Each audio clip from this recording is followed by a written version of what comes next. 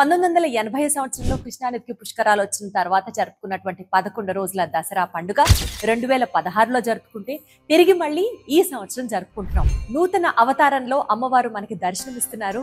అదే శ్రీ కాత్యాయని దేవి అమ్మవారు లాగా.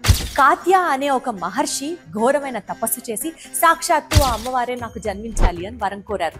ఆయనకి పుట్టిందే ఈ కాత్యాయని దేవి. గెలిచింది ధర్మంపై, పోరాడింది మహిషాసురుడిపై. 11 రోజుల పాటు జరిగిన ఈ భీకరమైన యుద్ధంలో ఆఖరికి మహిషాసురుడిపై గెలిచిన అమ్మవారే ఈ కాత్యాయని దేవి. కాత్యాయని దేవి అంటే కేవలం ఒక దేవి మాత్రమే కాదు, ఆవిడ ఒక యోధురాలు.